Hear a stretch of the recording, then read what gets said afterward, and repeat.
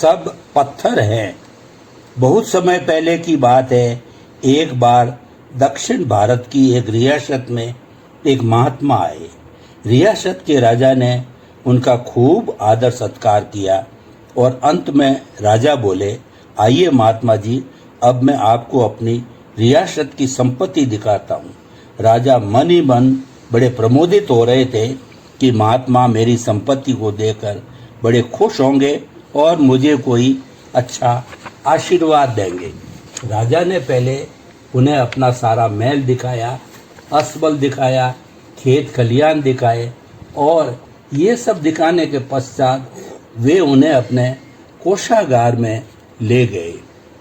वहाँ पर उन्होंने महात्मा जी को सोना, चांदी, हीरे, पन्ने, मोती, नीलम आदि बहुमूल्य संपदा तथा रत्नों का संग्रह दिखाया। यह सब देखकर महात्मा जी बोले, राजन, इन पत्थरों से आपको कितनी आमदनी होती है।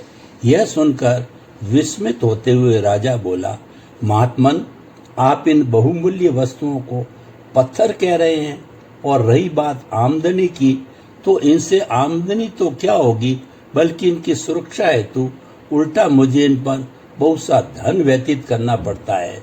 दुनिया भर के कर्मचारी रखने पड़ते हैं, तब कहीं जाकर मैं इनको सुरक्षित रख पाता हूँ। इतना सुनते ही महात्मा जी बोले, तब ये बहुमूल्य पत्थर तो इनसे भी कीमती दिखते हैं, कैसे हुए?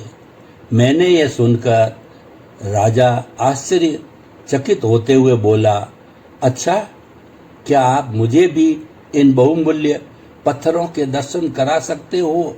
महात्मा जी बोले, हाँ, क्यों नहीं, आप अभी मेरे साथ, मैं अभी आपको उन पत्थरों के दर्शन कराता हूँ। इतना सुनते ही राजा चल दिए महात्मा जी के पास। महात्मा जी राजा को घुमाते फिराते महल के नज़दीक ही बसे हुए गांव में ले गए। गांव में एक साधारण सा मकान था। वे राजा को मकान के अंदर ले गए। जैसे ही उन्होंने मकान में प्रवेश किया तो देखा सामने एक औरत पत्थरों की चक्की से गेहूं पीस रही थी और मधुर गीत गा रही थी। तब महात्मा जी बोले, राजन, यही है वे कीमती पत्थर जिनसे महिला गेहूं पीस रही है, और पीसते पीसते जितनी हर्षित हो रही है उसका तो कुछ अंदाजा ही नहीं लगाया जा सकता है। और एक आपके पत्थर है जो कि एक ही स्थान पर पड़े हुए हैं, वे टस से मस नहीं हो सकते, लेकिन ये पत्थर इस औरत की जीविका तथा आत्मिक शांति के आधार बने हुए हैं। अतः हे राजन, अब आप ही बताइए कि कौन से पत्थर कीमती है। निसंदेह ये पत्थर उन पत्थरों से बहुमूल्य है। यह सुनकर राजा की समझ में सारी बात आ गई और उन्होंने महात्मा जी के चरणों में अपना सिर रखते हुए कहा कि महात्मन, आज आपने मेरी आंखें खोल दी। मैं आजीवन आपका अत्यंत आभारी रहूँगा।